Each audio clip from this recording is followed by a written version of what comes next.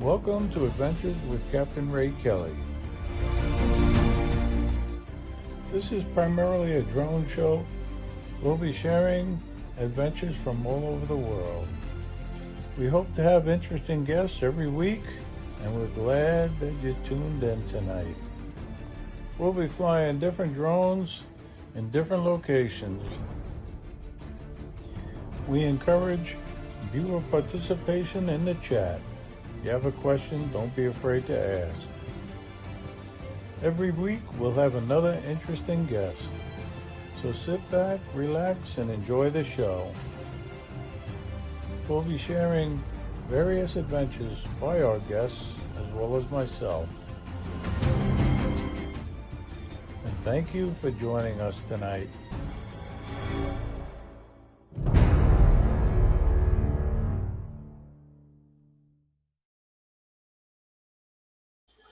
Hi, welcome everybody. Welcome to Adventures with Captain Ray Kelly Live. It's Thursday night, and I tell you, I got a great show schedule lined up for tonight. If you saw the Facebook post, you know that it's going to be a good one. We got Randall Warnas, the CEO of Anzu Robotics, that will be joining us, and then we have another great guest, Rob Camarda of Aviano Aerial Photography. He's also a drone pilot for the Syosset Fire Department. He's going to be joining us also because he has a very interesting story to tell us. I was flying with him this past Saturday, and you're going to hear it from Rob rather than hear it from me. But I always enjoy flying with Rob, and flown with him many, many times now. He is, in my opinion, one of the best drone pilots in the country. But anyway, we got a great crowd in the house, and I got to say thank you all for tuning in tonight. I am humbled by it, and I appreciate it. And I know when I first logged on, Angel Drone Guy 42, he was number one today, and I tell you, the chat just flies by. It goes by so quick. And I know Philip Koshat was right there. How you doing, Philip? Good to see you. And Warren Akirasho. Always good to see Warren. He's watching up in Michigan, if I remember right. But anyway, it's hard to keep track of where everybody is. But even though I'm an old fart, I'm one of the old farts, and I try to remember where everybody is from. So sometimes I may mess up, so forgive me. But I know you're going to love tonight's show. Really, really. I've been looking forward to it since I scheduled it, and it's going to be great. No doubt about it. I was having some trouble sending out the links, just to let everybody know. But I don't know. This computer I have, it's a MacBook Air. We'll blame it on the MacBook Air, but it's really me. I'm not a tech savvy guy. I am very lucky to get this live stream going every week, Thursday night. But again, I appreciate you all watching. And I know I saw John Olson. He's in the house. I flew with John this past week too.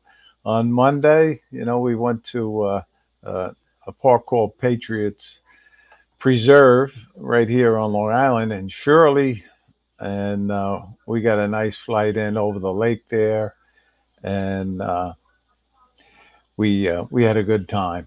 Always good to fly with John. And then I know I saw Vegas Aerial Services, Jeremy. How you doing, Jerry? Good to see you. And I saw Dusty, East Coast Thrills. He watches from the west coast of Florida. Bradenton, if I remember right, but I probably got it wrong. But he's over on the west coast of Florida anyway. And you got Ron Johnson. He's watching. How you doing, Ron? Good to see you. And I know you recently moved. And I think you're in Tennessee now. So, but anyway, it's nice to see everybody. And we got Bill, Uncle Bill's Toys watching. How you doing, Bill? Good to see you. And if I missed anybody, I scrolled too fast, so I apologize. And I know I saw Brian, Waypoint, New England. how you doing? And Joel, Mr. Skyfly, and Michael Wright. He's watching down in Texas. How you doing, Michael? And Dominic is watching all the way in Australia. So it's amazing how we can reach all over the world with these live streams. Really, um, I'm really amazed at that. But um, I again, I got to say thank you to each and every one of you. But I know, like I said, Randall was on his way home, so hopefully he'll get home and log in. But in the meantime, I'm going to bring in a special guest, a good friend of mine, and he's got quite the story to tell everybody, really. And maybe we'll show a little of his video too, if we can.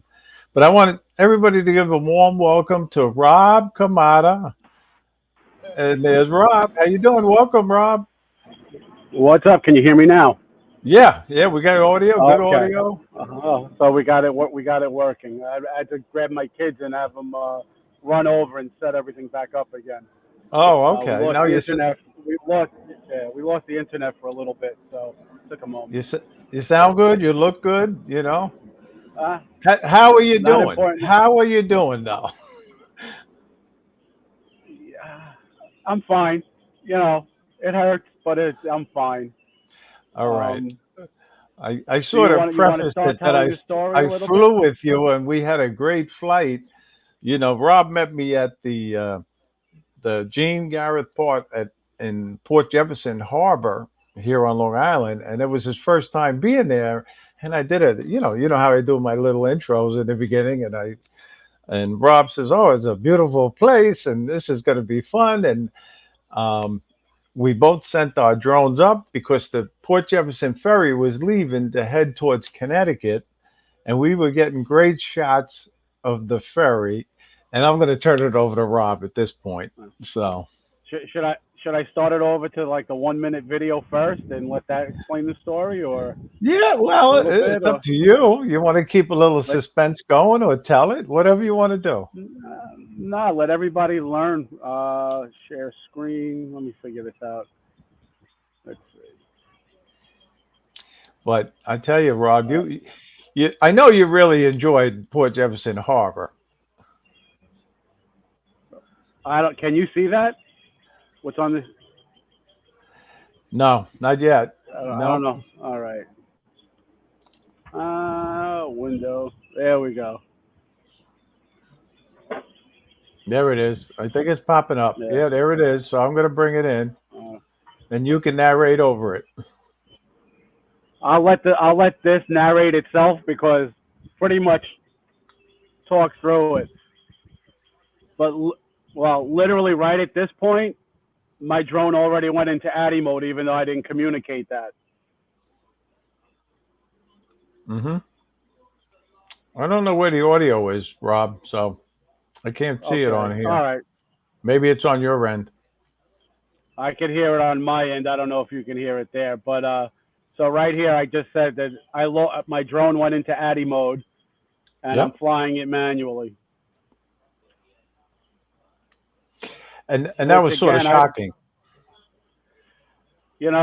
like I had spoken to you when we spoke one on one. I practice FPV. I am not an FPV pilot by any means, but when I practice FPV, it's specifically for this reason. God forbid you lose GPSs and you have to fly your drone manually. So yeah, and right here, You're it'd be staying better if so everybody calm could hear. though. Yeah. Yeah, all Let me right, I'll see. get out of that. All right. So No, I no, got out no. of that. Okay. Yeah. So I'm sorry everyone couldn't hear the audio on that. I thought they could, Yeah, but you but were very we were. calm. You stayed calm throughout the whole ordeal. Well, it isn't. Again, we're like the dentists of the pilot world. We're not real pilots. We're drone pilots, right? We're not real dentists. Aren't real doctors.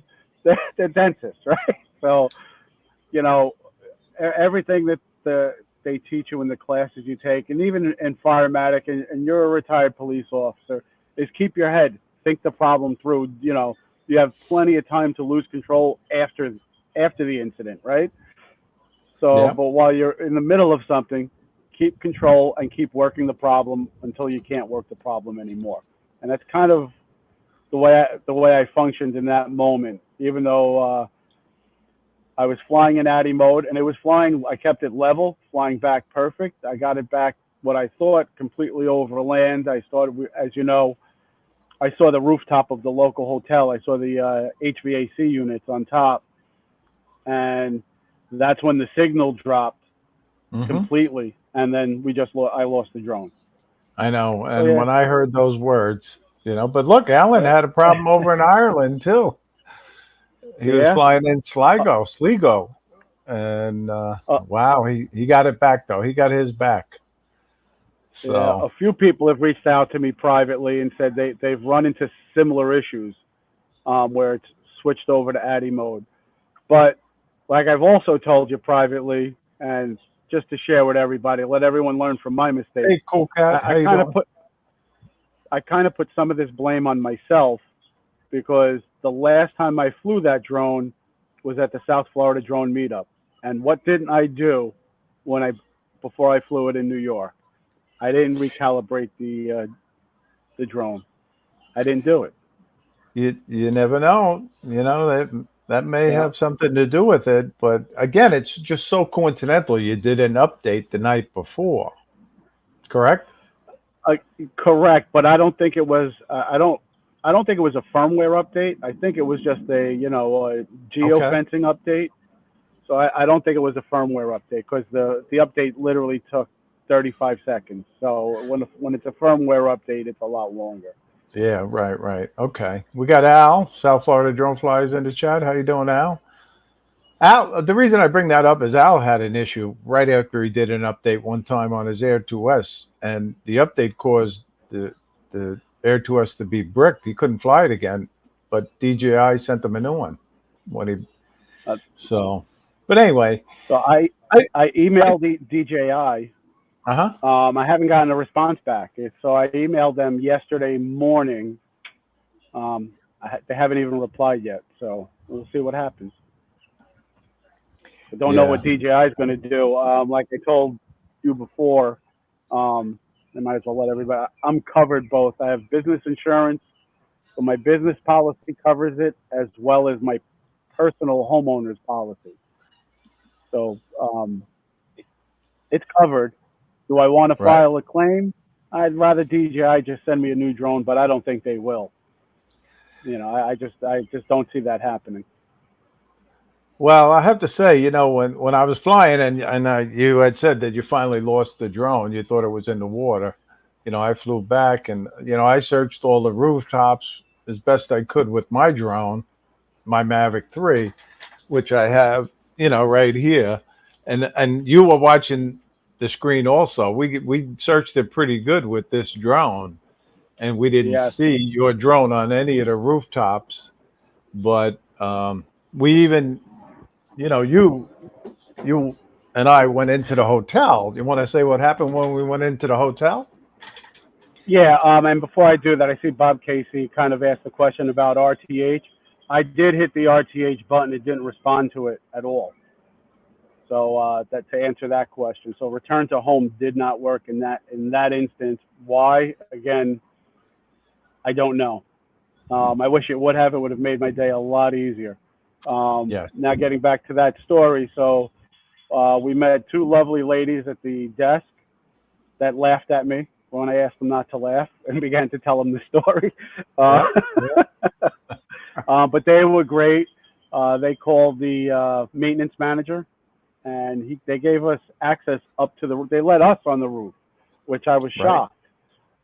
Yep. And it was a relatively small roof, not much to search through. But Right. I looked. I did.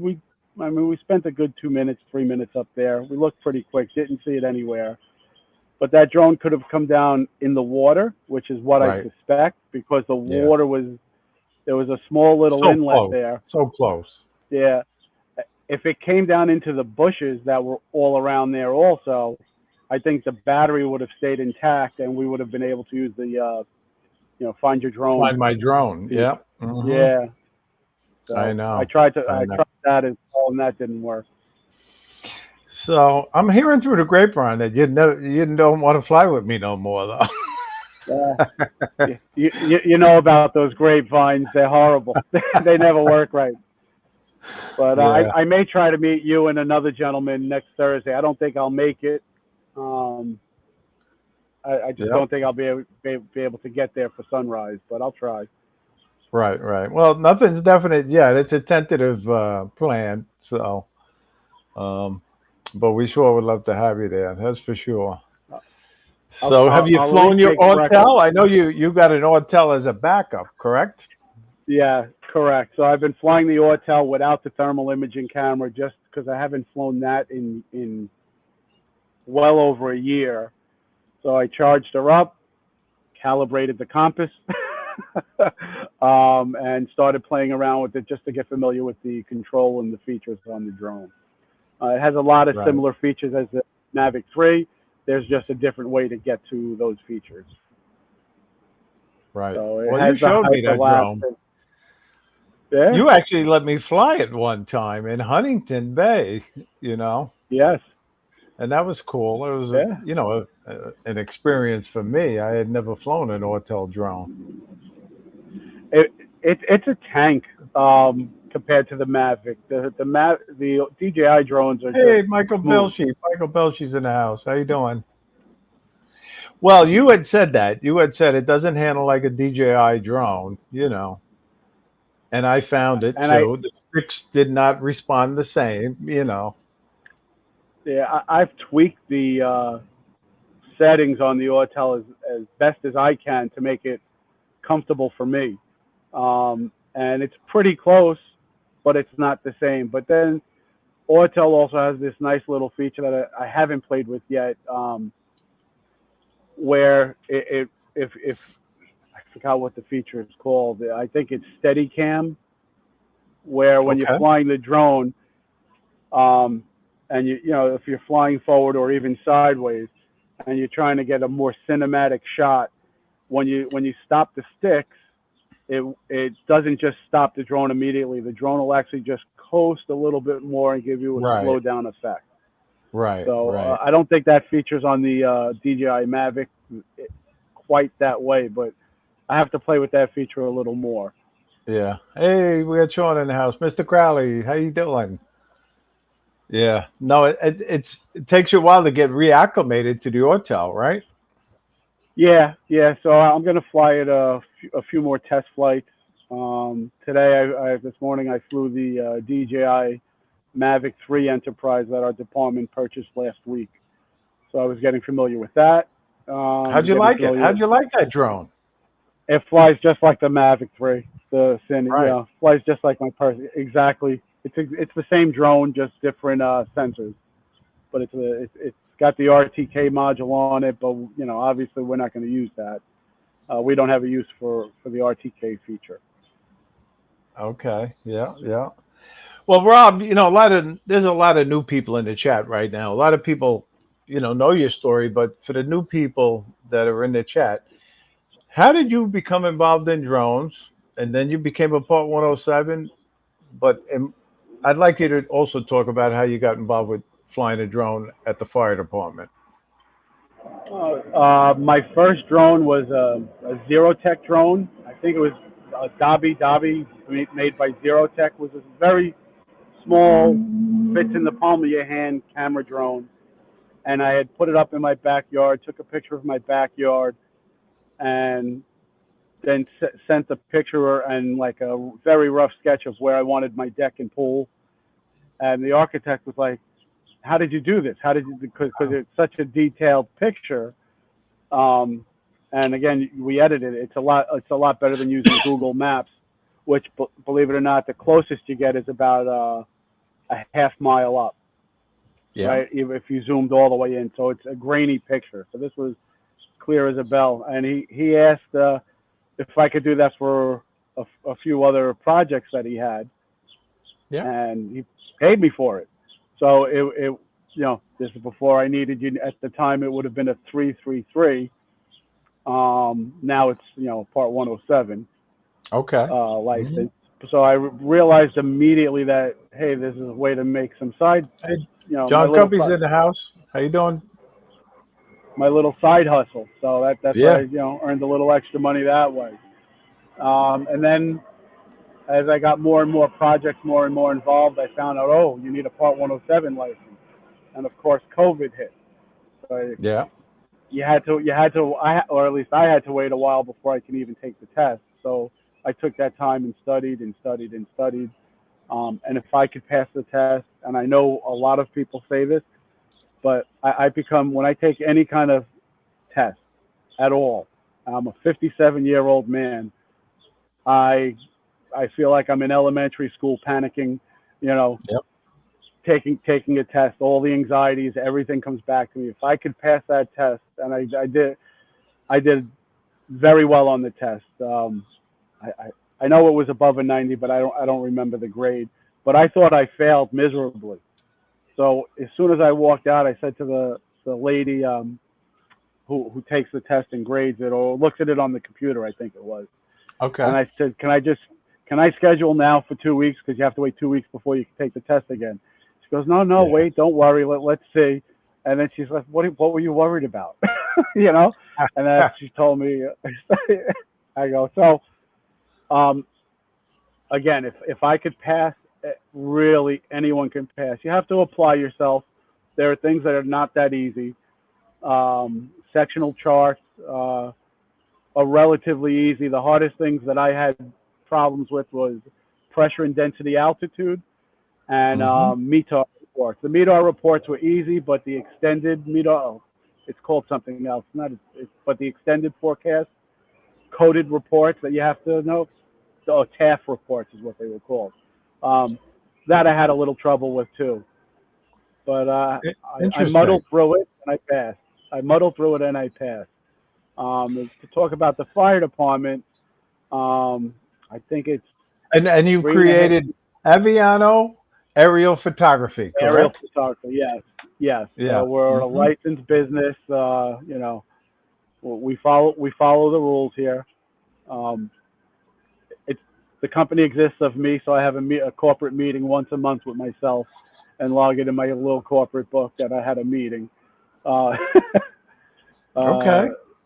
but now, as you asked about the fire department as well, so as Yes. we've spoken about in the past, my fire department was a little reluctant.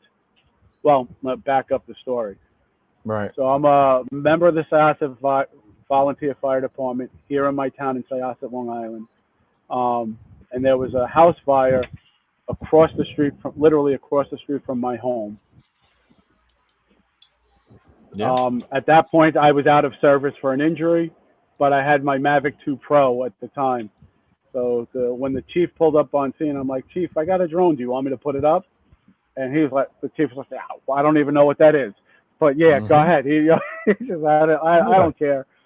So I put it up, and although since this particular fire was a basement fire, that was a bit of a struggle to get under control. We had a lot of Mm-hmm. apparatus coming in from mutual aid departments coming in to assist with this call. And what I did with the drone is I went up to about 300 feet and said, hey, Chief, we have apparatus stacking up with no way for apparatus to really get out. If we have an ambulance call or a firefighter gets injured, they're going to be blocked in. So we And started you could spot staging. it. You could spot it from up Right. there. So for staging, he was like, that is a great, great tool, not even thinking about the fire. And then about a month later, there was a fire at another neighbor's house right up the block. And the chief Yep. sees me there. He goes, you got the drone up? I go, yes, I do. And it was a shed fire. And we usually think nothing of shed fires other than the fact that they could have accelerants in it, oxidizers, and there are dangerous things in a shed. You can have fuel. Sure. Yeah. Right? If you have a pool, you have oxidizers and chlorine, and if you have those two in Chlorine. close Yeah. proximity, right? So shed fires can be a problem. But what the chief did, the incident commander didn't realize, is the shed was almost the fire was so large coming out of the shed, it was licking up against the house. but he was Mm-hmm. able to see that with the drone. And you're not having the drone to get a view from what we would say exposure 1, 2, 3, and 4. So exposure 1 would be the front of the house. Exposure 2 would be the left side of the house. Exposure 3, the back, and exposure 4, the right side of the house. Right?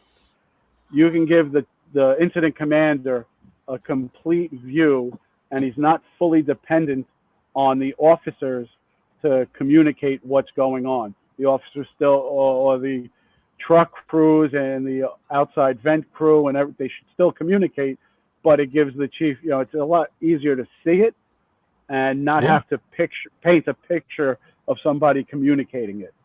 So that's Right. where it Right. started with my own personal equipment. As you know, Ray, I brought this to the board of fire commissioners in our town, and they were reluctant at first. And then I said, well, hey, let's do this for a year. You don't have to buy anything. We'll use my equipment. If you think it's something useful, let's we'll progress. So we did it for a year using my own equipment, Your own and they equipment. found it very useful. Yeah, they found it very useful. Um, to the point where a lot of the videos that I've taken, actually we use more pictures than videos. It's just easier to explain what's going on a scene with a picture. Yep. So ladder placement and things of that nature. So we took a lot of the photos and used it for training and incorporated it into our PowerPoints that we use to train current members and probationary members, new members. It became a Yeah. very good training tool. We don't, again, we most of our structure fires here are 2-story private dwellings. We do have taxpayers like most towns, but we're not New York City. And, regardless of the size of your department, believe it or not, about 1% of all alarms would require a drone. So Yeah. And it, go ahead. Go ahead. no. I know that you don't like blowing your own horn, but you should be given so much credit for volunteering to use your own equipment to get this program started, and now it is an official program with the Syosset Fire Department, and you have a budget and everything, and tell the viewers what kind of drones you use now there. So we have the M30T, which we've had for about a year and a half now. Hmm. And last week we just received the Mavic 3 Enterprise with the thermal imaging. We're not no one's qualified on that yet.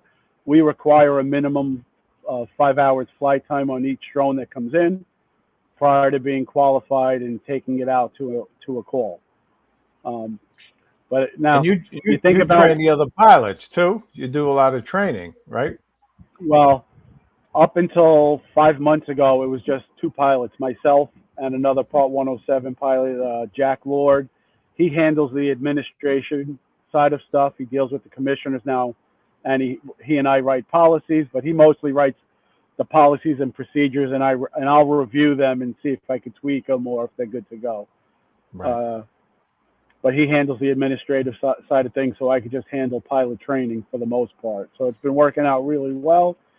We have 9 pilots now, where again 6 months ago we only had myself and Lieutenant Lord, but we have 9 pilots.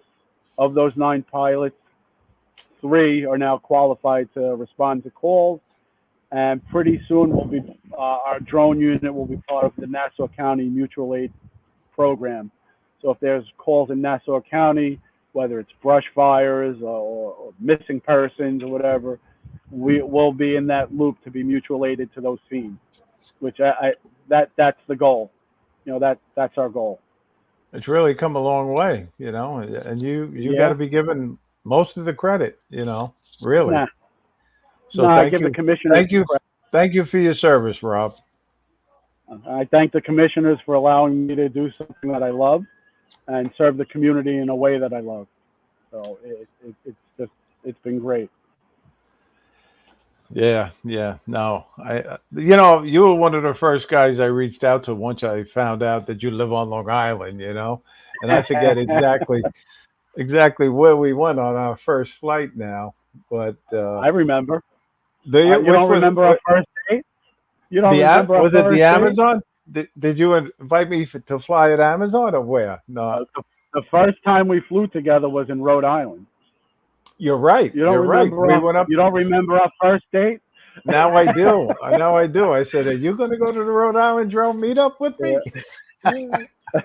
He said, "Well, maybe I'll meet you there." And it Yeah. turns out you were the first one there. You got there real Yes, early. yeah. I Well, left early from work and I drove straight there. And I helped Mark and his wife set up. Great guy, Mark Fisher. What a great guy. yes, he He's is. he's a ball of energy.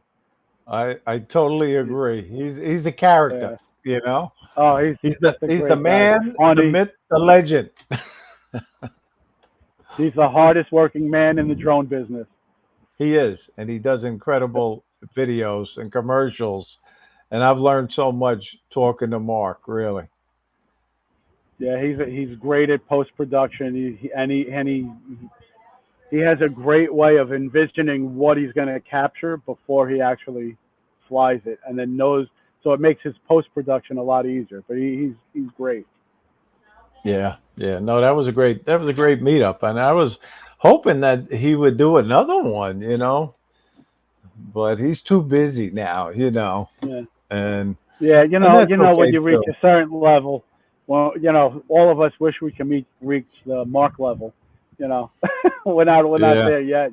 but he was the hero of the first. You weren't at the first South Florida drone meetup, but he was the Correct. hero. He had to go into the intercoastal to try to recover a drone, and he did. He found it. He came up with the Yeah, drone. It was a DJI FPV drone, and he found it. So he was the hero of the first one. Yeah, I could have used him last Saturday. Hop in the water. yeah, I wasn't gonna go skinny dipping. That wasn't gonna I, happen. yeah. I Even know. if I saw the drone in the water, I would be like, "Oh, there it is," and I would have said, "Okay," and left. Well, look, if we sort of had an idea where it was, where it had went in the water, you know, Yeah, the Suffolk it could County have been Police in that. dive team, they have a boat right Yeah, at that marina. We could have sent them down for it. yeah. So Uh, could you? I don't think I would be able to face the chiefs in my department if we had to get the police involved to recover my drone. well, it uh, would be a training dive. You know what I mean? yeah, It's yeah. training. What are we talking about? 4 feet, 4 to 6 feet of water there. It wasn't deep, probably. It's not deep, right in that little channel at No, the not right by the dock itself. I don't think that yeah. that area was. I never see any boats in there in that little area. The marina was out front, so that is somewhat deeper. You know. So, what'd you think of flying at Port Jefferson Harbor? Really, It seriously? the especially that morning because it was a beautiful sunny morning. There was absolutely no wind at all. Right when we went out in the morning, after we went later in the morning after we went for breakfast, there was like a 15-mile-an-hour breeze, but that was nothing. But that morning it was just clear, sunny. It wasn't humid. We weren't being beat up by gnats or mosquitoes or anything. It was just a great No, morning, it was. and It really was. it, I definitely want to go back there and fly it again and get those ships going out, those Yeah, the ferries going out. I know. I'm just gonna share a little of the good part of this video right now, Uh, my video. Come to you. You know, How you doing today? and I'm doing great. Beautiful morning. what do you, Sun's up. what do you think about Port Jeff Harbor? It's one of the most beautiful places I've been on Long Island so far. Really, really nice. Well, let's send these drones up. Let's send We're them. gonna be leaving. Send them. Yeah, and I I could have do used a those ducks yeah. to find the drone. I had warned these two sightseers that I was about to take off. Yeah, I didn't want to scare those two people there. But But look at the water. I mean, look. If you look, take a moment and you look at the trees. The leaves aren't even moving at all. It was just I perfect. know there was no wind. It was like No, perfect flying conditions. Village with nice shops and great restaurants. believe it or not, in these type of videos, when I do them, I prefer some cloud cover because it just makes it, especially when you're getting a large portion of the sky, it just makes it a more dramatic video. No, you're right about that. Yeah, you know, And this is my that's the hotel where I We'll be thought the going on drone went down on. to yeah, Camp's Hotel a little later. yeah. But I tell you, I love flying there. This is my favorite, my number one spot on Long Island, right here to fly. Take a look at this Yeah. beautiful yacht. And there's so many beautiful Converted yachts to the there, old you know. Trumpy. But But we were here to see the Port Jeff ferry, the seeing if big there's any schooner, questions. off from the dock and head over to If you Connecticut. see any, Rob, let me know. There's a lot of I'm times sure just people want. I miss them. You know, I wanted to share my story. You And I know, want on this program, and anybody who wants me to share it, I'll share it. I am a pretty experienced pilot. I'm not a creative pilot. I consider what I do technical flying. You know, if it's structure 50 fire feet calls wide. or inspections. I'm not a very creative person, but I do have a lot of flight hours under my belt, and I Yes, you made do. again I think learn from my mistake. Reverse here. There's no reason not to take the time to calibrate your compass on the drone, or if you're traveling long distances, recalibrate the IMU also. You're right. It only I, takes a few minutes. It does. There's a lot of boats on But the water again, here in Port Jeff Harbor. um, I, Rob and I even though we taking had good that shots of the unfortunate ferry, incident, and then all of a I sudden still had a Rob great said that time. his drone went in I had a great time also. So Yeah, where you were at this ship, I was a little closer. I was lower than you were at, I think 150 feet. You were saying? I, 150. I Yeah, altitude. Yes. yeah, I was at about 98, and that was another thing that I know the audience couldn't hear the audio. shotgun Um, statement. uh, if you heard the audio coming from the controller, it kept saying in attitude mode, and it kept saying I at couldn't altitude hear any limit. of that. Yeah, I couldn't hear any of that. But Ronnie wanted to know what kind of drone it was. It was the Uh, Mavic 3 Cine, The Ronnie. ride takes about an Correct. hour and 15 minutes. And it kept Yeah, saying that it was at altitude limit. And if I was at the rooftop level, Joe, just above the rooftop level of the hotel, it's only about 55, 60 feet at Very best. good. It's really Connecticut. probably half of that. So I don't even know, so obviously it had a Ferry major in catastrophic failure. right. Rob said Yeah. he thought his drone was in the water. Yeah, that's when I got nervous. When Turn you around. said that, I says, "Oh man, uh-oh, we got problems." Yeah, and I flew right back at that point, you know. But we searched the rooftops, and that's what's left on this video. But before I Rob forget, was such a guys, if good you're flight not rod. subscribed to All good Rob, results. do it No, now. don't subscribe. No, don't There's, subscribe to. there's, I don't there's you post walking back anything. after you did your Yeah, your search. yeah. Your I search. can't believe you filmed my lonely walk back too. I know, I know. Well, there was more to that when you were The crying and everything hotel and wiping the is tears No. from your eyes.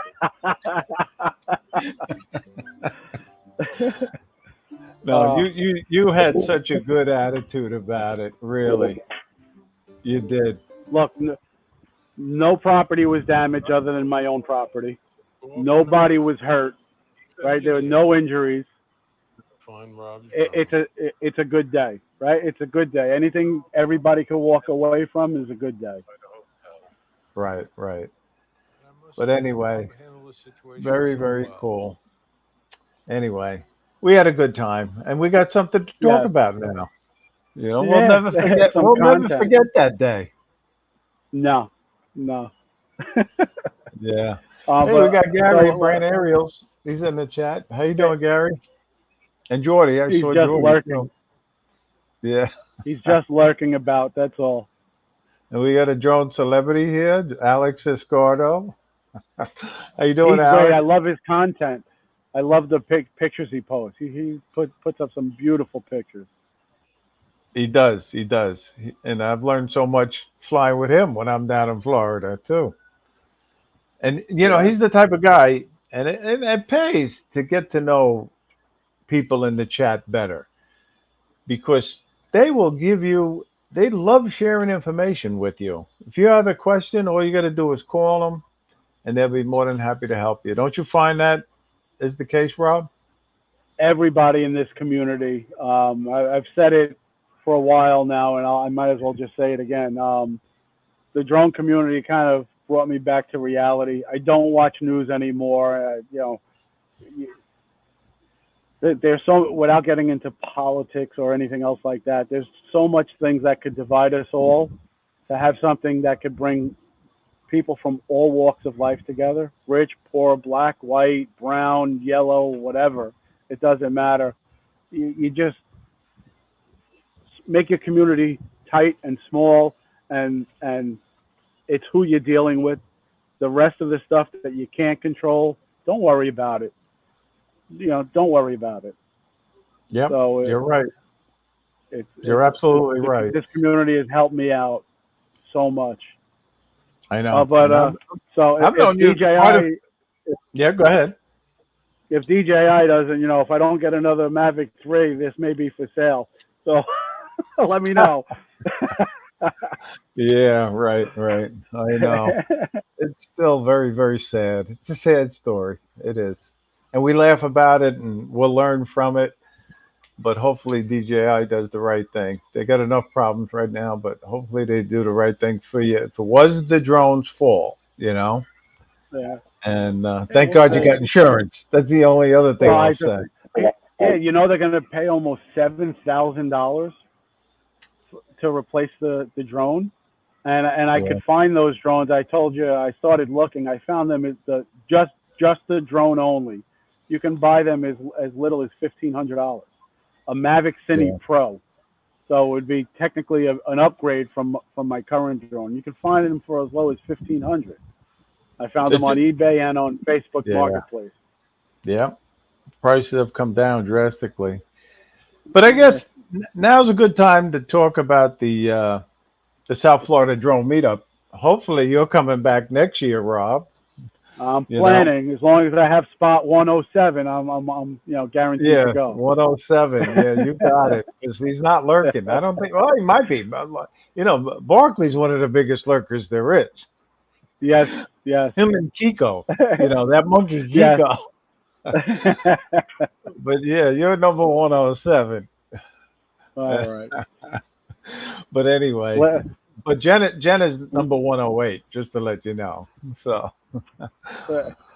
Last year at the last meetup, I made sure when I checked in, I was probably the first person to check in for the meetup because I got there Thursday. Um, and I said, "Hey, is there any chance I can get room 107?" And at the check-in, they were like, "Are you handicapped? You need to be on the first floor." I go, "Absolutely not." I go, "But," and I explained, "I just want to make sure someone else doesn't get that room." you So I ended up sent getting Barkley a 105, video. right? You got No, 105? I got 107. Oh, you did I get got room 107. 107. Yeah. And I filmed myself going into the room. Hey, look, 107, and I sent it to Barkley. Yeah, I'll tell you. That's good. But for anybody in the chat who does not know about the South Florida Drone Meetup, next year we're going to have our fifth annual. It's going to be held in Jensen Beach again at the Jensen Beach Causeway Park. And it's going to be April 4th to the 7th. April 5th is the main day of flying, Saturday, of course. But it's free to attend. And if you're going to come, let me know. I'll add you to the list. I added Jeremy the other night. Vegas Aerial Services, he's coming with his lovely wife. So that's great. We're up to 90, 98, 99. Yeah, we're close to 100. 99, I think we're at now. So, and actually we're over 100 because some people wanted higher numbers even. But anyway, so I'm glad you're coming back, Rob. If everything goes according to plan. Yes, definitely. And if you have 100 people already at this point, right? How many did you have last year at this point? At this Do point, you now we remember? were in maybe the 50s or 60s at this point. All right. Yeah. So you're So already in the hundreds. So it's yeah. getting bigger and bigger and bigger. But what do We're you gonna think need more about that chairs. place to fly? You know, we on the drone committee think it's the greatest. But what do you think about the South Florida drone It, meetup it, it, location? it's a great spot to fly for a couple of reasons. One, you're over. You have an overpass there. Well, it's not a. It's a bridge, I guess, right? It's a bridge, right, to get Yeah, some the nice bridge. Yeah. hyperlapse of the vehicles going over. You have jet skis and boats coming through, so you can get those. You have that nice mooring area to get some shots of the boats that are moored. You know, if you get the sun right, and of course, the where you're sitting, it's covered. It's a very large covered area, and there's two or three separate covered areas. So it's an absolute pleasure, and there's plenty of parking, which is Right. Right. which is great. You know, Yeah. there's a Yeah. ton of parking, which is what helps. We had so many new people come last year. We really did. And it was good to see that. And there were more children there last year, more female pilots there last year. But anyway, the lurker, the king, somebody named him the king lurker. Barkley's in the chat. So how you doing, Barkley? Yeah, He's a worker, all right. he must have heard you, Rob. Yeah. Or somebody texted him, Rob's talking about you. So anyway, um, but um, it's always good. You get to meet the different pilots that you know through the chats on the different live streams, and then you finally get to meet them in person at the meetups. You know, and that's a good thing, really. And it's the meetups are Yeah, really not about flying. You do a little flying, but it's more about socializing with the other pilots. Don't you agree? I agree 100%. I looked at the video that I have from flying. I flew the Mavic 3. I did a hyperlapse, which came out okay. Nothing that I could use, and then I flew the FPV, and nothing that I would use or post from that. And to the people that I did meet there, when I'm in large groups, I kind of shut down a little bit, and so I hope I don't come off as rude or anything. But I kind of shut down. It's an You're issue I shy. have. You're very shy. Yeah, I don't think that's the word. It's Till you get I to don't know know. My somebody. wife says the same thing with yeah, yeah, and then I'll open up more. But yeah, I'm pretty quiet and reserved into myself in the beginning. So I hope people don't take that the wrong way. No, I'm sure they don't. You know. But anyway, we got Lee Bessingen in the chat. How you doing, Lee? And Trucker Steve's in the chat, and he's back in Connecticut now. I don't know if you know that. He's based in Connecticut again. So, Huh? and he's supposed to come over and fly with me over here. So I hope he does soon. Let me know in the chat or call me later, Steve. So anyway, and again, I try to keep an eye out on the comments as we're having our little conversation here, and sometimes it's hard, and I miss a lot of comments. So, and I know. Go ahead. You were going to say something? Well, I can't see the comments, so oh wait, Oh, unless I okay. hold on, wait, now I can. So all I had to do was hit the comments button. Look at that. Yeah. See that? And this new technology, I tell you. Yeah. I know. I know. But oh, okay. So he's going to come next Saturday. I'll have to check my schedule, Steve. Definitely, I will check my schedule. We're 50 Good. minutes into the show, and my daughter just texted me, "Your camera angle sucks." Oh well, tell her to sit there with you because we want to talk to Yeah, Jessica. yeah, Come on, she Jessica, get heard. in on the camera. How you Let's see doing? if We're she'll gonna have you. I come. hope you. I hope you can talk your dad into bringing you to the South Florida drone meetup, Jessica.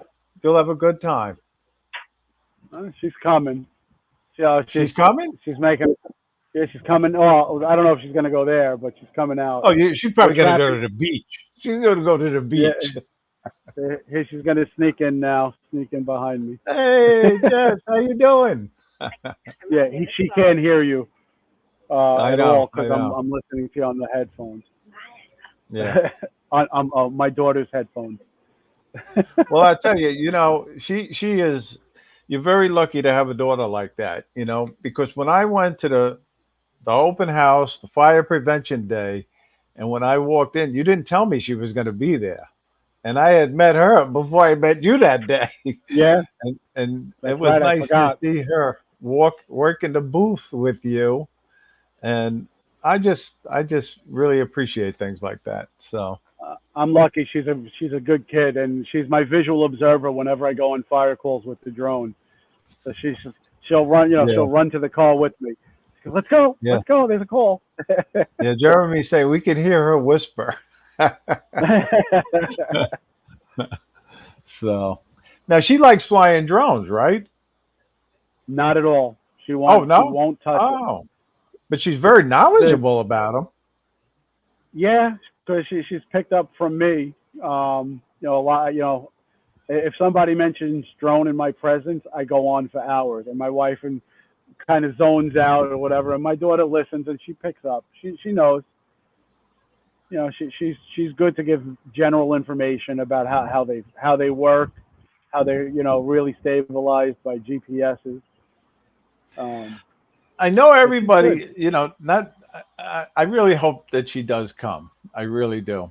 So please tell her that. I know she can't hear me, but tell her She may that. be able to hear you now. She's back inside watching on her computer. Oh, okay. All right, Jess. I want you to come. You got to come to the South Florida Drone Meetup. So, but anyway, Rob, I had a tip lined up, and you already gave some good tips. And this week's tip, it was just going to be about be careful when you do your updates. You know, because sometimes that affects your drone flying. And I'm not saying that's what caused it, but maybe it did cause it. You seem like you're leaning towards the compass and IMU calibration, IMU. maybe Yeah, IMU. yeah, Yeah. and I put that on. I put that on myself. I know better, and that's something I do pretty religiously. Specifically when I travel, like if I'm on Long Island and I'm staying on Long Island, will I recalibrate? No, but like before I flew at the South Florida Drone Meetup, when I got there Thursday, the first thing I did at the hotel was I recalibrated the IMU and the compass. It's Jess. She's making comments now, guys. Welcome, Jess Yeah. Cam. Good. You're part of the family now. Yeah, you're in the circle. Yep. All right. So anyway, um, yeah, I know people were waiting for Randall Warnas to come on. I was in contact with him before the show started. I know he was on his way home. I was having a problem sending him the link, as you were having a problem getting the link also. And then finally, I screenshotted it and said, "Type it in. Yeah. Please type it in manually." And so I don't know if he's tied up in traffic, and I hope he didn't get involved in an accident or anything. But hopefully, he'll What make what it in. state what state is Randall in? Where does he live? He lives out in Utah, I believe. Yeah, There's I no don't. traffic in Utah. What, a mountain get in his way? Well, No again, I traffic. don't know. Maybe he's not. Maybe he commutes. I don't know. You Yeah, know. And I know I yeah. was looking forward to hearing all about Anzu because Anzu Robotics really seems like it's going to be a great drone company. The Well, research if that I've done, it really looks like it's going to be a great enterprise type drone. Don't you? Do you know anything about it, Rob? I know a little bit, I started doing research now because I lost a drone and I may need to get a new drone. I may be getting a new drone. I may not. I may just stay with the Autel. But it's long story short, it's a Mavic 3, right? It's Well, the yeah, his company maybe. Yeah, right. bought the rights or has Yep. the rights to the DJI Mavic 3 technology. That's my understanding. And they build Have a good them night, Bob. They build them in Malaysia, from what I understand. Yes, Malaysia. Yeah. Nobody quote me on this, but since It's it's an not built in China, American company, though. well, technically so is Autel. If you're gonna make that argument, because Autel has a base here in the United States. Anyhow, No, it's I not an digress. argument. This is all about Anzu, anyway. Right, and Plus, I we're like talking that color about green. You know, that green drone. You know. But you know, he did. Did you watch him on Build the Drone review with it the other night? No, I did not. If you get a And chance, I watch have that. I have that on my save list. Yeah, he gave a lot of insight into the company, and a lot of it would have been repetitive for this show. But I know I wish him well. I really have high hopes for the company. I think they're going to do very well, especially in light of what's happening with this new bill. Right. So if that ban goes, no. See, the dog can come out. Let him out. He's just going crazy at this point. Yeah. Oh, sorry, everybody. I my didn't ADD kicked in. If the ban, okay. No, if the ban goes through, you know, I guess that'll be a good thing for Anzu, because they won't be banned. Absolutely. Right. And they, one of the things. So, if that ban, let's say that ban was to pass today, right, and they say it's not going to be implemented really over 3 to 5 years, right? That's what they say. That's going to slowly come into effect. There'll be grant monies and stuff before that. But what you're effectively saying is that if that ban went into effect today, even though it's technically 3 to 5 years out, what department that ban effect goes into effect immediately? Because what department would say, here's $20,000, go buy the equipment that's going to be that you're not going to be allowed to use in 3 to 5 years? I know. No, I understand. That's not going to happen. That's not going to happen. So it's just bad. The ban is just bad on so many levels as a first responder. If there were American drone companies or any other country that were at the price point, or even forget the price point. Let's say they're 3 times the price of the DJI product line, but there is nothing that functions and is as reliable as the DJI product line. And I'm saying this, and I just lost a drone in the water, but I mean, I've got over, I think I'll look at the log again. I had over 600 hours of flight time on that one drone, on that Mavic 3 Cine. That's an incredible amount of time with no issue, and I've had no issues.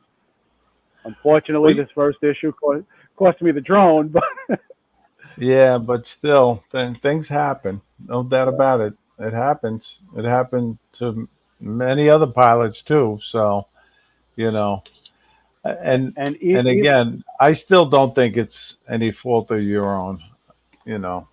So. I should, if I would have at least done that, at least it wouldn't be you shouldn't have any thought as to whether it's my error or not, because I should have done that, right? Yeah. So if I had done that, then that's something that I wouldn't consider. Well, Rob, I hate to cut you off, but our featured guest, throw me out. Randall Warnas, CEO I'm here on of time, right? It showed that you've been on for an hour, but I wasn't expected to be here an hour ago, right?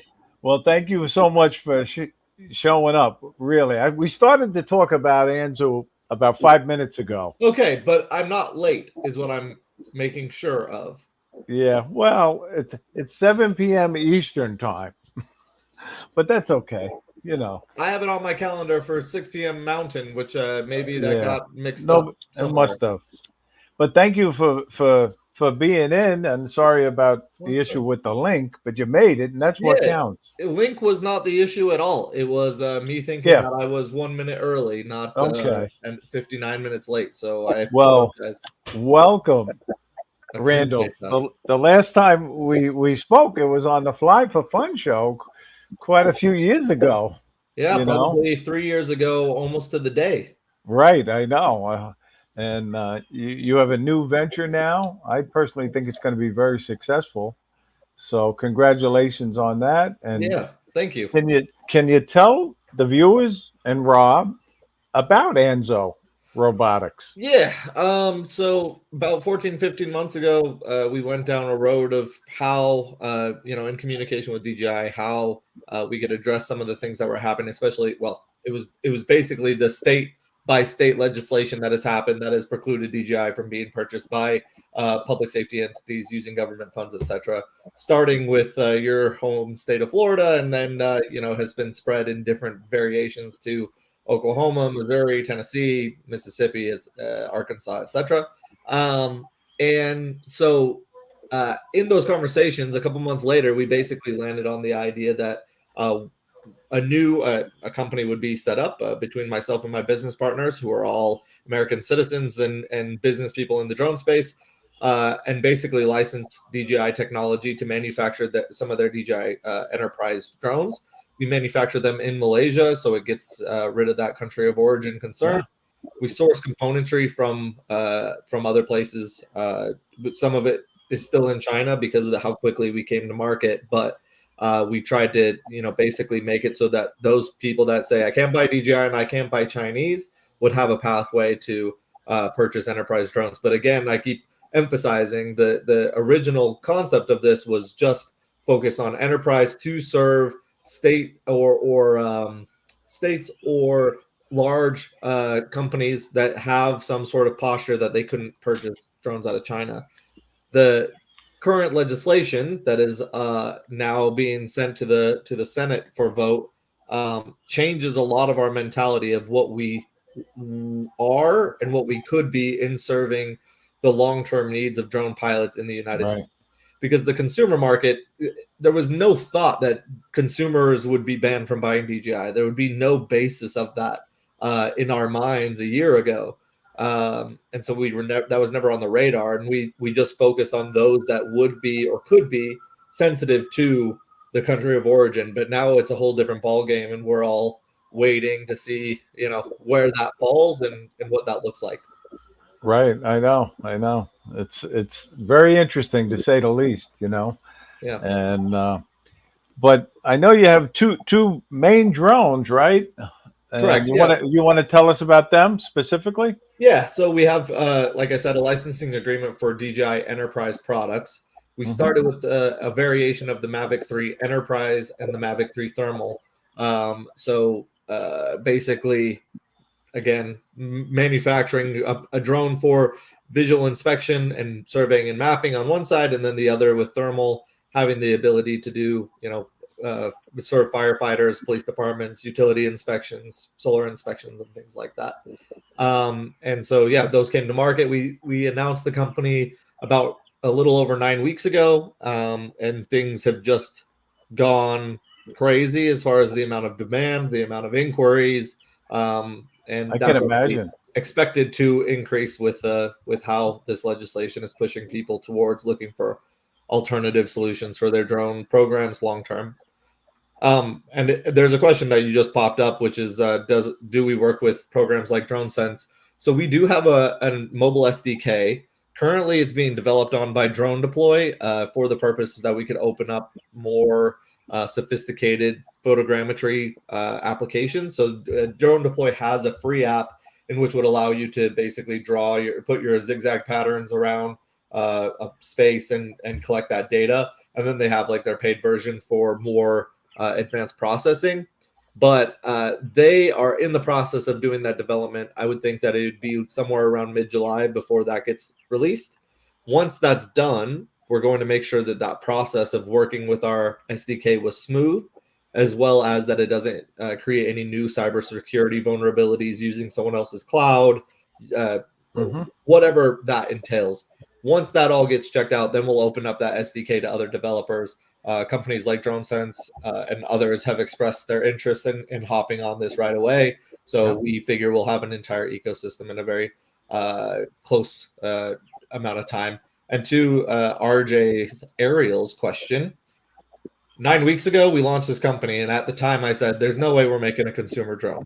It's just like not in our DNA. It's not our expectation. But this legislation has made it so that there's going to be this void. And I don't know.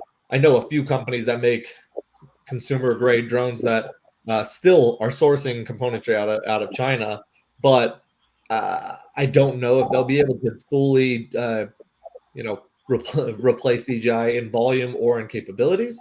So we will explore that, but I think we first need to see what this how this legislation ends up going. Okay. And then the question about have I been to the factory? No. So what at some point, let's say 9 months ago, we decided it was going to be a licensing agreement between Anzu Robotics and DJI.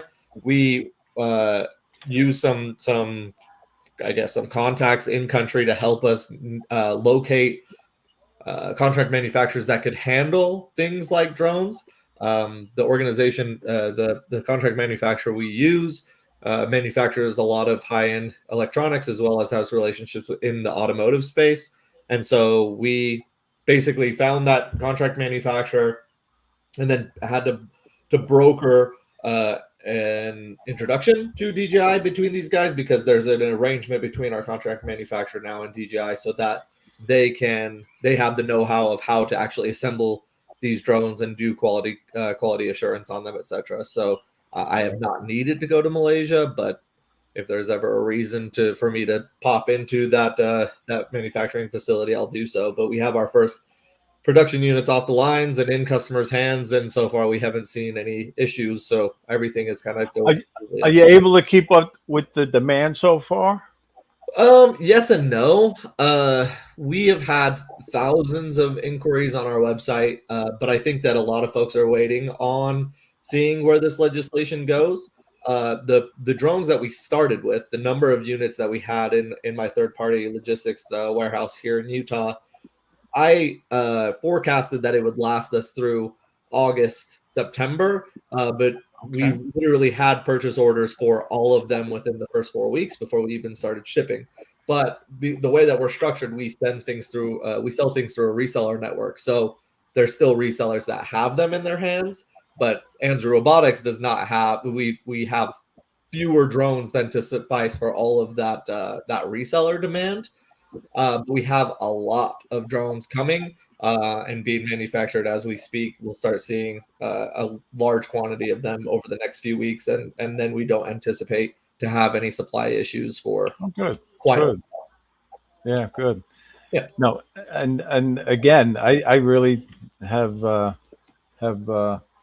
big expectations. I think you're going to do very well. I do, and I hope you do. I appreciate that, and I think that a lot of what we are is a company that has a licensing agreement with DJI that's unlike anything that has really hit the market before. But something that I think is important is that the culture that we're trying to set at Anzu Robotics is this is a vessel or a vehicle for drone users to give input into how we take this forward. We know that there is this challenge of this legislation that confronts all of us, whether hobbyists or people that need training drones, all the way through the large enterprise drones. And we understand that there's budgetary constraints throughout all those divisions of drone users, and we're trying to make decisions in which where we manufacture, how we manufacture, where we source parts, what products we make suffice for what is most needed. Yeah. And so we didn't anticipate we would be a consumer drone manufacturer, but there's so many people that that drone ends up being, a hobby, a distraction in a positive way, a gateway to other drone use, careers out of it. So it's so important to look at the whole landscape of drones and not be stuck in one place. But we couldn't do everything at once, which is... No, I know. I understand that. And it's almost that we had the same conversation when you were at Autel, because that was a big question too. Were you going to come out with a consumer type drone? And you sort of let it out on our show that it was being thought about, and you said the same answer, and sure enough, Autel did come out with a consumer drone after you left. But sitting in these kind of conversations, everything I'm saying is truly from the soul, and I don't get wrapped up in like protectionism or not I know giving you you. the juice. I don't want anyone to get excited about something that doesn't happen, and so I try Right. to be careful to not set an expectation. But my complete objective is to admit that, you know, there's shortcomings with anyone trying to start something from the ground up. It is a complicated endeavor, and a lot of like the Facebook type responses to, you know, when people are behind their computers, they feel very bold. I don't care about criticism of the color or any of that, but when someone says like, "Oh, you just painted a Mavic 3 green," this thing There's has so much been more to it. painstaking, and it's not easy. And anyone else that wants to step up to the plate, I welcome them to try to become a drone manufacturer, because it's tough work, and you know, you're not going to please everybody.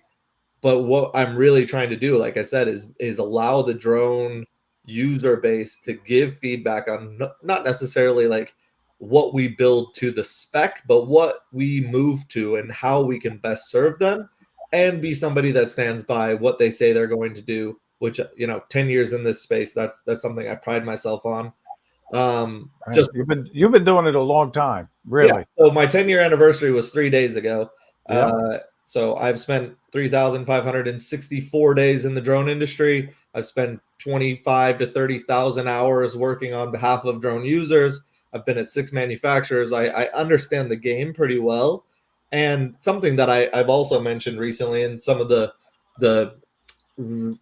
re- the not reviewing, but kind of the reflecting back on my 10 years in this space, is that um, I really, my entire career was born in drones. Of course, I was working before drones, but I didn't come to drones because I was some business opportunist that saw that there was Right. a drone market growing. I've been here from the beginning, and I've learned everything I learned by how drone businesses are run.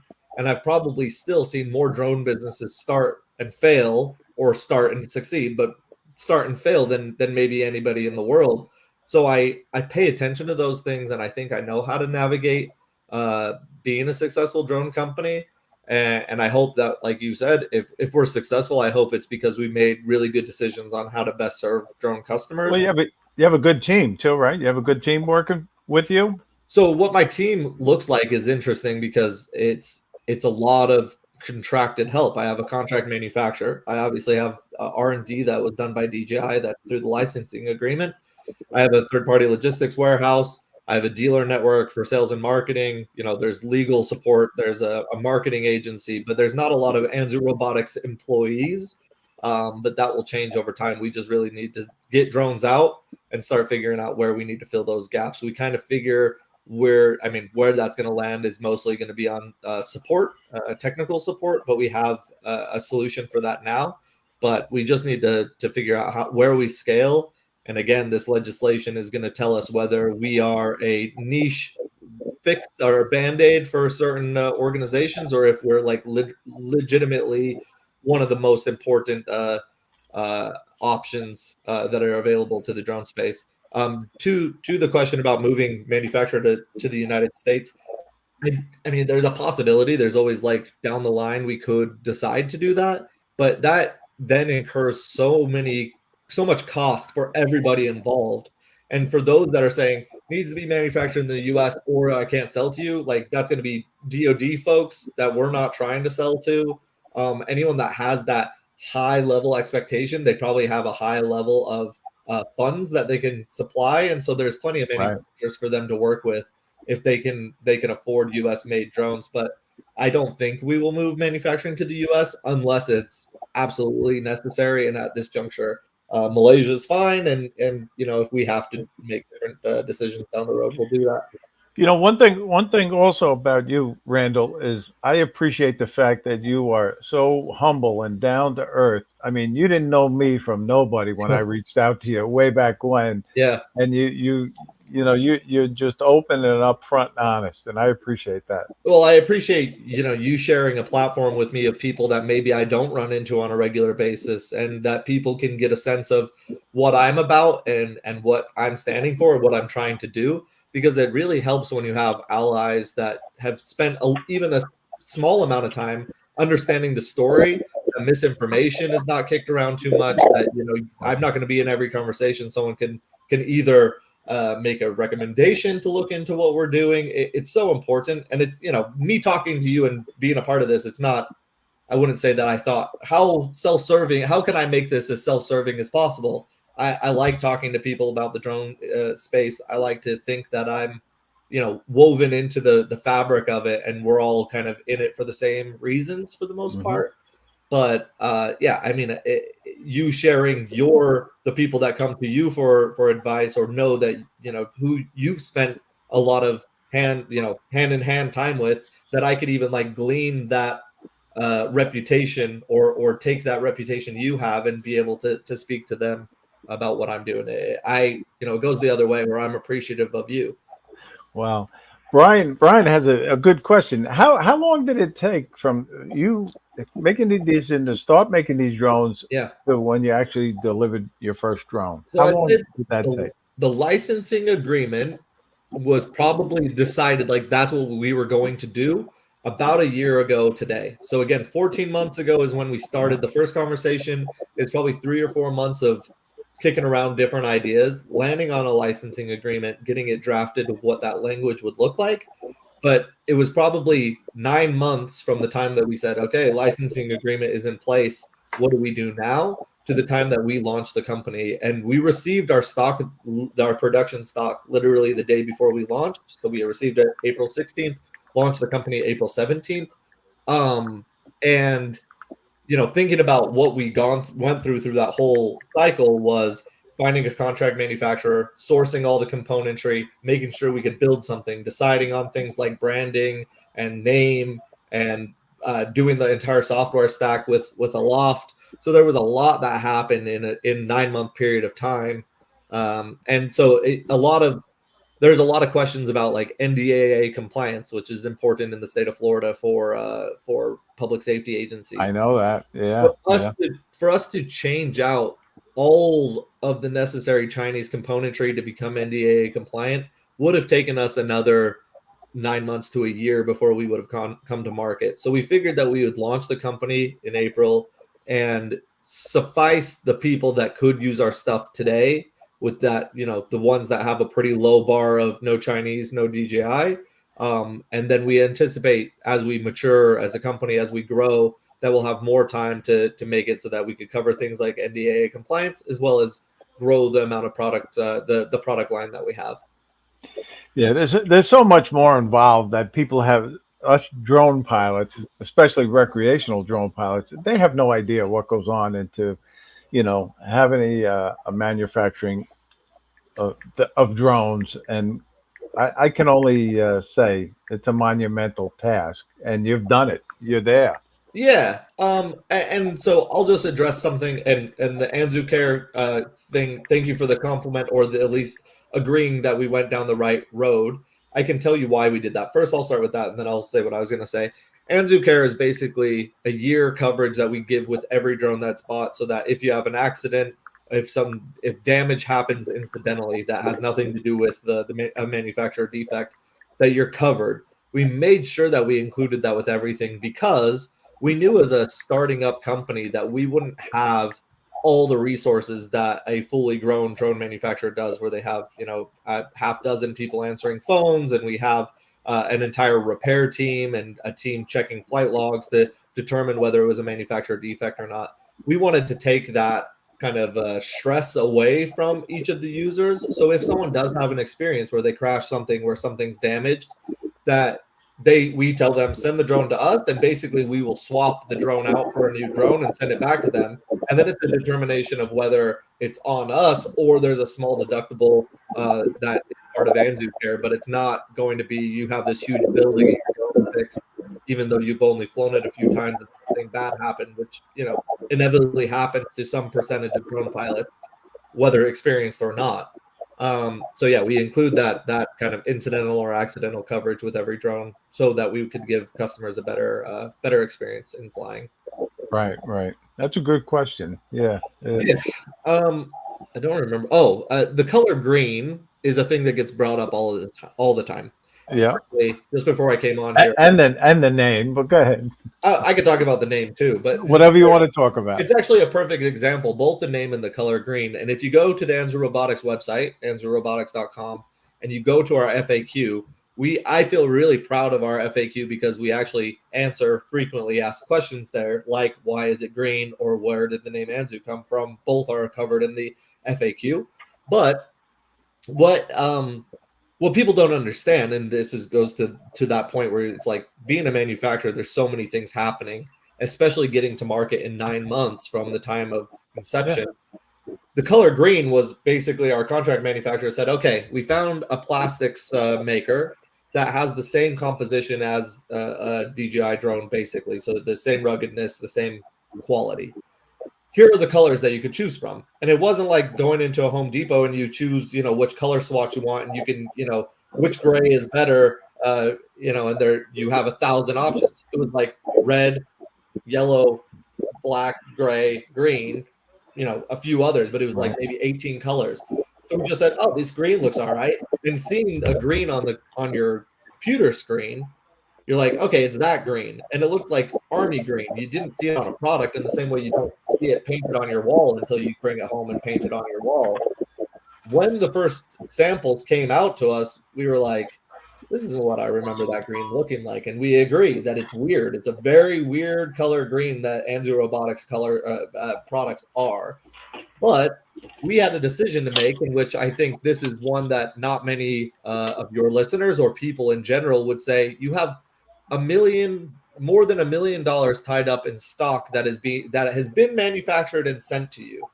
Do you delay your launch, send it back, and say remake these, or do you go, all right, it's like I'm not going to throw away $1 million, nor am I going to throw away months of time. Yeah. We'll just launch with it. And so we get all sorts of crap for that color. But it's like, really? Oh, tons and tons. And I am telling you, people are funny. Drone pilots are funny. Yeah, for sure. And it grows on you. No green pun intended. It does. It's not that bad. Well, I am partial to green, just to let you know. But if it was that color green, we're talking about a completely different situation. I have my drones upstairs. I could grab them. But if you look at the website, it's an unexpected color. And people say, why did you choose green, or how did you end up on that? It's like, well, what would you do? Do you go back to your manufacturer and say, no, not this green? Or like, there was no way for us to really know. And in the same, you asked about the Anzu question. Name, yeah. The name was one session. Hey, what are we going to name this thing? Yep. Kick around ideas, put them on a wall, talk about them, vote on them. And Anzu is a mythological Mesopotamian thunder bird, like a lion-headed bird. And we're like, okay, that's good, because we also started with A. It's short, it's registerable, it's identifiable. It has some aviation relation, but I thought that every eagle, falcon, kestrel name in the drone space it's been played out, and so we chose something that was kind of unique but still fit. Got another question from John Olson. Yeah. Okay. So this is me wheeling back the clock a little bit. In 2014, June of 2014, I had started a company called Drones Plus with two business partners, and we were the first retail store for drones in the world. We started our first store in Las Vegas, Nevada. We opened up 15 locations around North America. We had 2 in Canada, and basically from Honolulu to Orlando, we had drone stores. At some point, I had 60 employees that were in 2014 to 2015 that were waking up every day and getting face-to-face with people that wanted to buy drones. And we're talking pretty early days, Phantom 1 into Phantom 2 days for DJI, and Inspire 1 days when we had those stores. And then DJI basically knew me as the guy that had 15 stores and 60 employees and had been face-to-face with all these customers. Right. So DJI reached out and said, we want to start a chain of retail stores. Are you interested in joining? I was interested in, being a part of that mothership. So I sold my shares to my partners. And then when I ended up in Shenzhen in November of 2015 for my first day at DJI, they were like, I don't know if we're going to do stores yet, but we have this relationship with FLIR, the thermal imaging manufacturer, right. and we're launching a product, but we don't have anything built around it.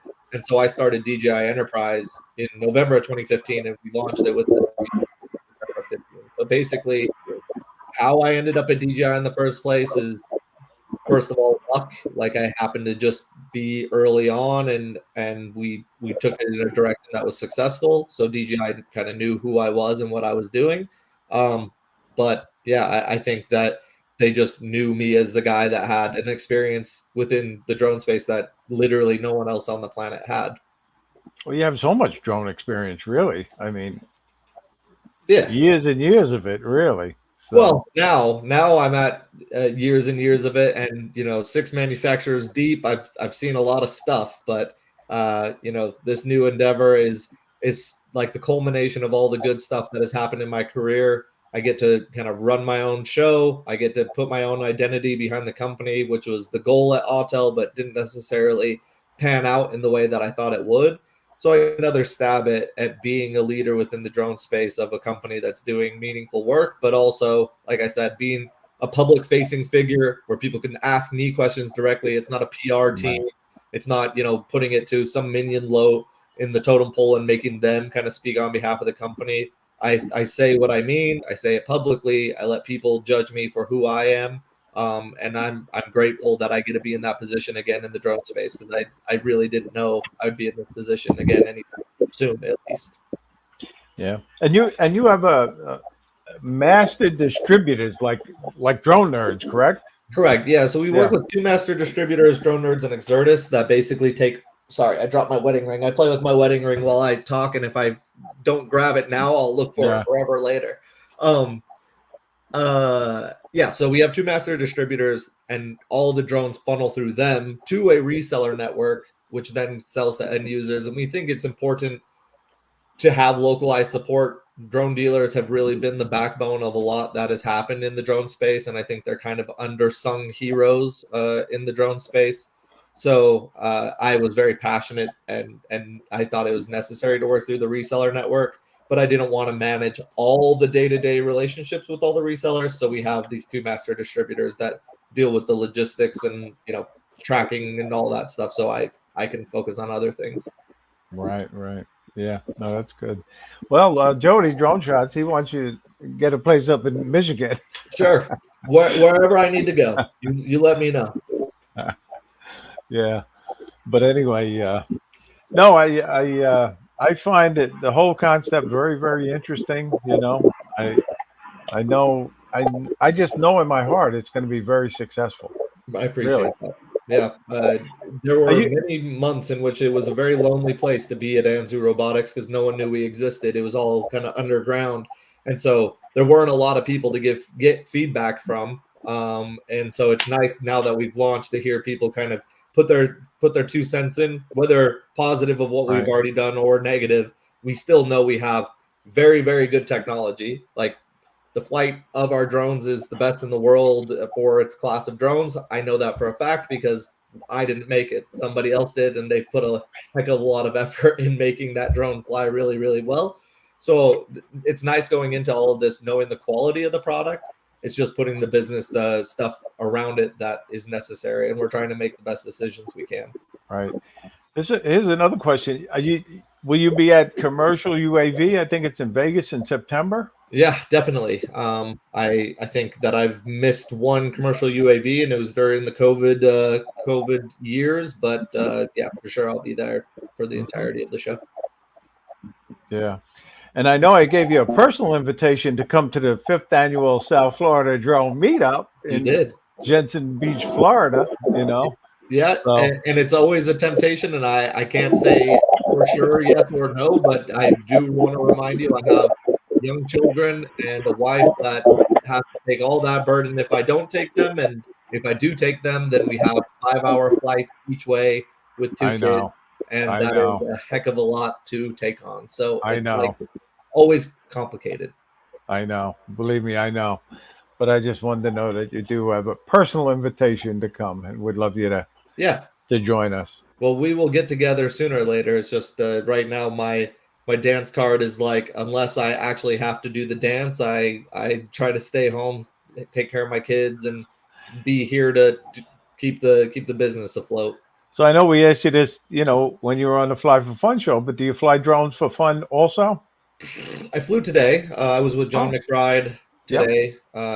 For those that know John, we were up at his usual flying spot, just kind of going through the Anzu stuff. But it's, like, I sit in front of a computer and respond to emails and interact with folks and have to make business decisions and deal with like purchase orders and stuff like that all day. That my nights are usually spent with kids and my wife. And so, do I fly drones for fun? Like, I own a lot of drones. I fly them Right. on occasion, but that was never, as unfortunate as it maybe sounds, it was never the driver. Like, the drone technology unlocks, or as my good friend Dr. Ian Kerr says, it's democratized the sky.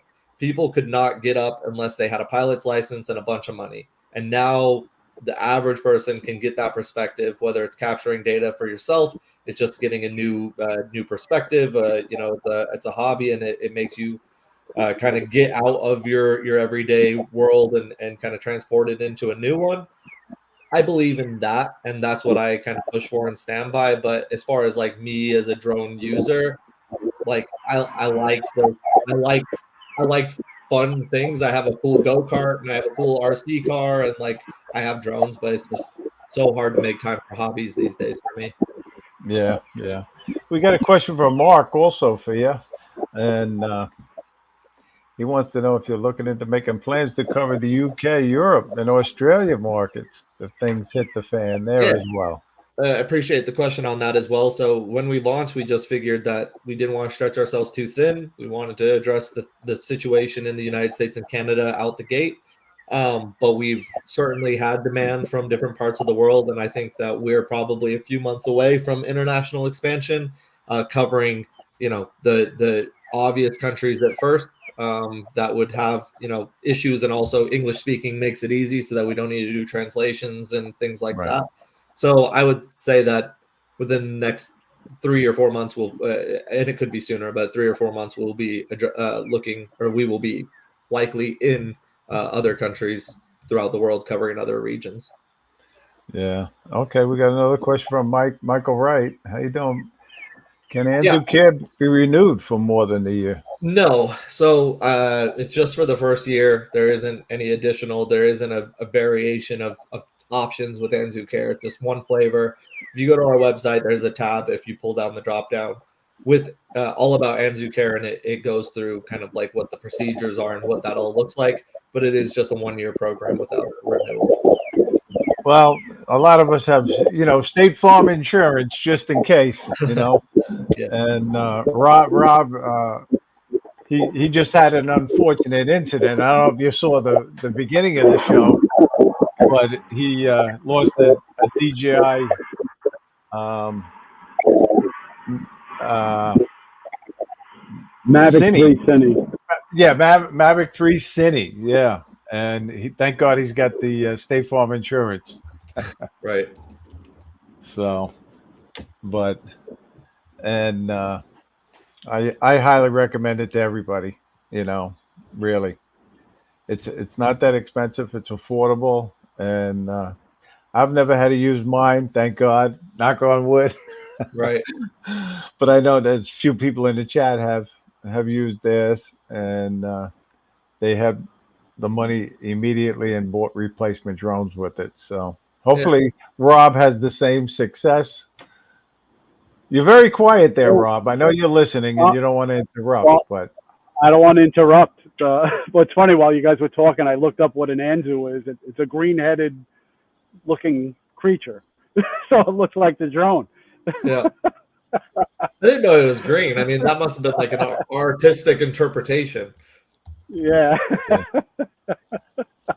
well, I tell But you, yeah, I had a fly away with my Mavic 3 while I was flying with Ray this Saturday. It went into ADI mode, Mhm. and I was flying it back in ADI mode, and then the signal just dropped as I got closer.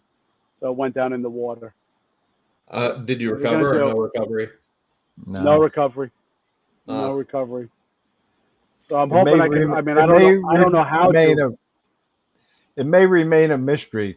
But you have any thoughts on that? What could have caused that, Randall? Not to put you on the spot, but no, I mean, like, everyone will point to look at what electromagnetic interference could have been in the area. Was anything jamming? Was there a satellite or some sort of communication tower that was nearby that just happened to be directing their information in one direction and you hit it? But I don't know. I can't speculate that, but I do know that one of the unfortunate things in all of this is the speculation of DJI taking data, stealing data, has forced them to make certain decisions.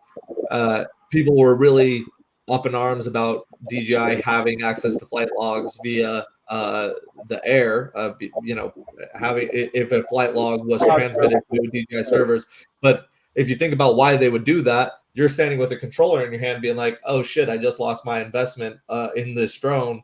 It sure would be nice if someone could say, "Here's where it is," or "Here's what happened. We're going to cover that because it was on us," versus right. this is what happened to the signal, and you there's an education process. It leaves you stuck, and it could be different, but there's this worry about who's accessing your data, and for the most part, people don't care. But these things impact everybody. I was flying a Mavic 3 right alongside him at the time, and I didn't have any issues at all. That's crazy. Really. Yeah. Yeah. Who knows? I mean, calibration, compass calibration. That's exactly what I said. I did the last time I flew that drone was about 4 months ago, or back in early April in Florida, Yeah. and it's exactly what I said. I put the blame on myself. I didn't calibrate the compass or the IMU before I flew it on Long Island. I put it on myself. We've all put drones up in which weren't calibrated anytime recently. We don't have problems, but when the reason they put in that work is that sometimes some way that it's been stored or something it's been exposed to throws it out of whack. And I wasn't there, so I can't say that I know, but I think I blame myself, because at least I could have ruled that out if I did that. Yeah. Well, unfortunate situation. I don't. You said you're going through your insurance and seeing if they'll cover it. That's the plan. I'm actually going to see if I can upload the data. I mean, I emailed DJI. I still have the controller. I think I could get the data from the controller. I just don't know how to upload it. If DJI covers it, which I don't think they will, I'll just file through my insurance. It's an old drone now. It's really an old drone. Yeah, I already notified the insurance company, but I didn't actually put in the claim. Just I said I want to see if DJI would cover it or anything. Yeah. Well, has DJI responded to you on this claim? No, I sent the email yesterday morning, so it's still been pretty. If you have any issues, let me know. I'm still deep with those guys in California that do all that assessment. So if you need help, if you just need to get directly to someone, I'm happy to assist. That's the kind of stuff that your guy does. Yeah. Well, as much as I hate to say it, he's got an Autel as a backup. Yeah, you don't have to hate to say it. I still have my Autel CEO. But Rob is considering buying an Anzu. Well, you did tell me that. I'd welcome you in a heartbeat. But some of the proudest moments of my life included Autel. This up here is my Drone Life article when I became CEO. And again, this is my CEO placard from Autel right here. Behind me, I have a DJI Phantom 1.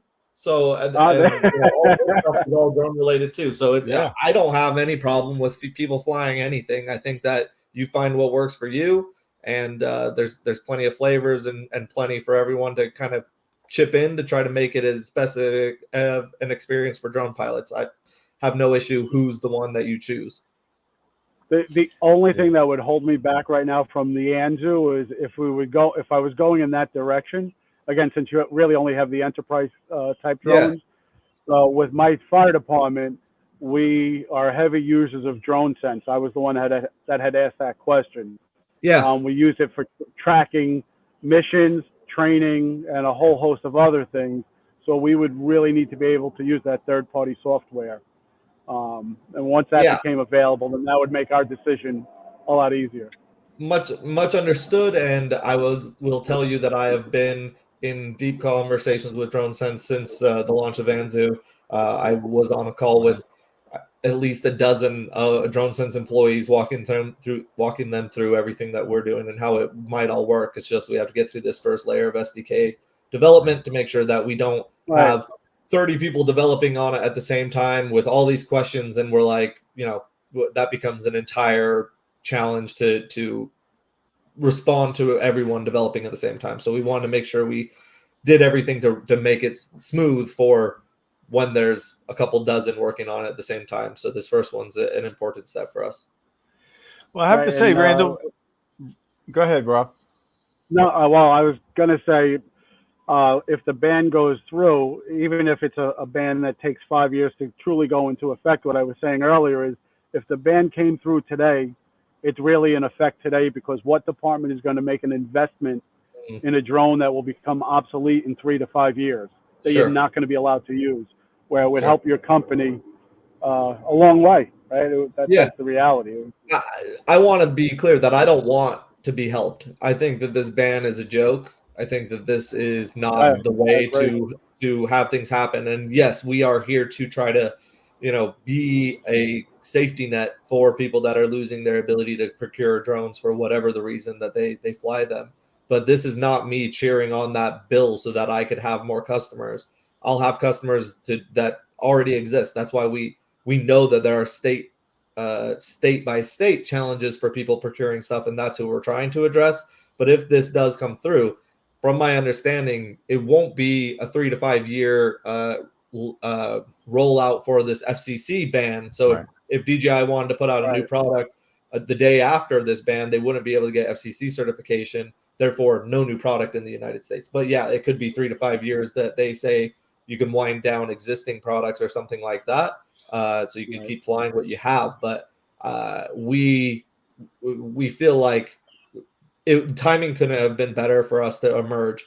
I'm glad we didn't try to change everything and launch in 2025, because it would have been too late.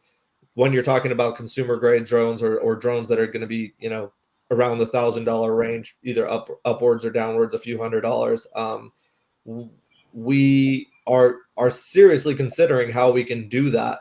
I believe we have the capacity and the capability to do it. However, without a bill, there's no reason for us to do that. So everything is kind of just a waiting game right now. And hopefully everyone listening here, if you fly a DJI or Autel drone or anything that's manufactured in China, you should be going through either the Commercial Drone Alliance and reaching out to your local senators, because it does matter the amount of stuff in their inbox saying they don't want this to happen. They will start asking more questions when that bill hits the Senate, and those questions will make that bill either not pass or get changed. Well, it could get amended. They amended a lot of times. Well, and so if you have not done that, you're doing yourself a disservice and your hobby a disservice and your future of flying drones a disservice. Chinese manufactured drones are very high quality and they're very affordable. If we lose that, there is a vacuum, and maybe I can fill part of it, but you're still going to be paying more for an ugly green color. And that's a joke. It's not what anybody wants. And I don't want that. So do yourself and the drone community a service by reaching out to your Congress people, because they are forced to listen to you. They're not forced to listen to me. I've reached out to mine, and I've had responses. I've also reached out to Representative Stefanik, but I did not receive a response from her. I talked to her staffer for an hour and 15, an hour and 20 minutes. She went to the University of Utah. I'm a University of Utah grad. We kind of shot the shit, mind my expression, but we kind of we were fine. She asked questions and I answered them straight up, but it was basically the next day that the New York Times article came out about Anzu, and it's like there's nothing going to change their minds about who I am, what we're trying to do. I don't necessarily buy into the whole lobbyist thing. I think that there's a lot of shame that comes into receiving any sort of compensation from drone manufacturers. That's the name of the game, though. That's the name of the game. For sure. But I think that what Congresswoman Stefanik is doing is doing the best job she can to with her ideals, with her information. She's doing the best thing. What she thinks is best, whether it's for her career, her family, or the nation. She's not like, I don't think she's a bad person. I think that she just doesn't care about you and I and our businesses. She doesn't care about hobbies. She's just like, I need to think about national security, and there's a drone manufacturer in the United States that would be better for national security than a Chinese manufacturer. Well, they're getting information, from a number of sources, and they're not going to share it with the general public. Correct. It's just not going to happen. So, but I don't think I do not believe that there is anything material about the concerns of DJI drones being used, especially when it's not for critical nuclear power plant inspection or in the field of war. Like, just don't use them in those cases. But for a fire department putting out a brush fire, like, tell me what data you're actually worried about them losing. Tell me about the crackhead running through a forest in St. Pete. Why that is material for the Chinese government. That they can't just go on Google Earth and see what that place looks like. So many good points here. Really, so many good points. Yeah. And I know, Randall, I really appreciate you coming on tonight. I am so sorry for being No, not at all, because we went on over. I felt it necessary to go over, and from the questions we received, people are interested in you and your company. So. Yeah, well, thank you for being interested, and thank you for, again, giving me an opportunity to speak to all of this. I will apologize one last time. That is not my MO to ghost. Actually, I was on what is it? I was on a thing on Tuesday. I know.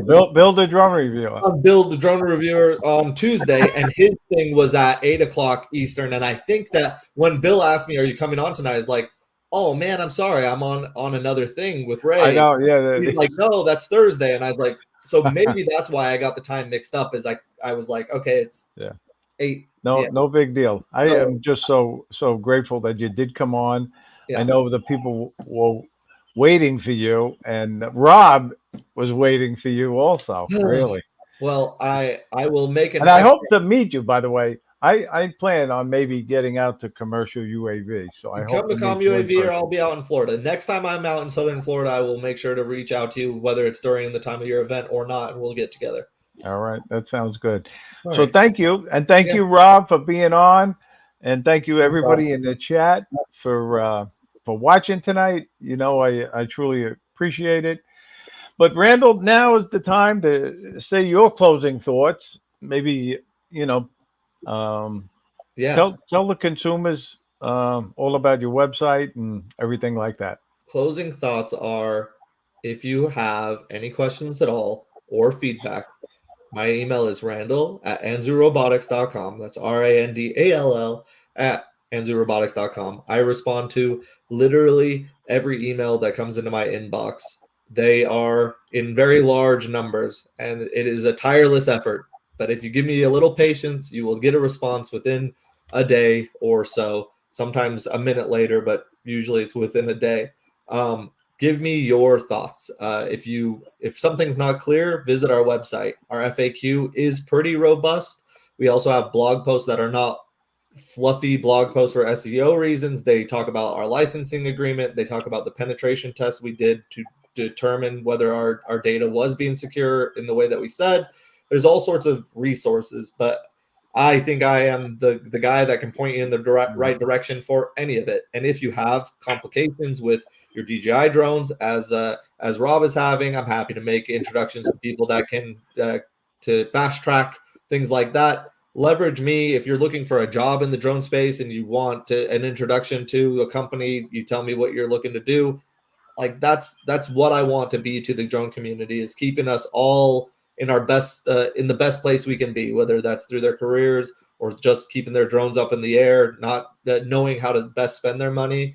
And Anzu Robotics is what I'm about, is what I'm doing. It's my project, but you don't need to talk to me just because you want the drone I'm building. You could talk to me for a number of reasons, and I encourage you to do so.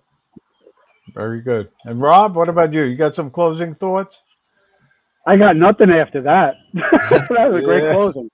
It was. No, I'll just attest. When Randall was with Ortel, I had reached out to him for some swag, and he immediately responded. And I actually sent some questions to him the other day about the Anzu drone, and I got a response from him and from what's the company you're Drone using nerds. to Drone nerds. Drone Nerds. Drone Nerds reached out to me immediately also. So Perfect. he does respond, and he's great. You know, just look at him. He's great. Appreciate He's that. very personable. Yeah. That's it. far too Other than kind. that, I got nothing. Yeah, appreciate that, Rob. And I'm glad that I No did problem. do that, not knowing that we were going to be on this podcast. I did what I said I'd do. If you're like, bullshit, that I wrote you a week ago and I haven't heard anything, you would be like one of 3 people that I haven't responded to because there was nothing to say as a response. And that's the absolute truth. There's been very few people that it's just like, I don't know what you want me to say. You put me on a grill and tell me I'm the worst person ever. I respond to you, and then you do it again. Like I kind of go, okay, I don't know about playing that game. But You say thank you. I am the worst person ever, and move on. Right? yeah, That's exactly. it. Okay, great. That's it. Well, thank you both for being on tonight. Really, Appreciate you it's guys. been a great show. Let me Thank- do it again sometime, and I'll make sure I show up 5 minutes early. All right, we'll do it again. That's for All right, sure. brother. Sounds You have a good Thank you, night. guys. Have a good Good night, night. guys. Good Yep, night. see you. Have a good night, everyone. Good night, everybody in the chat. See you next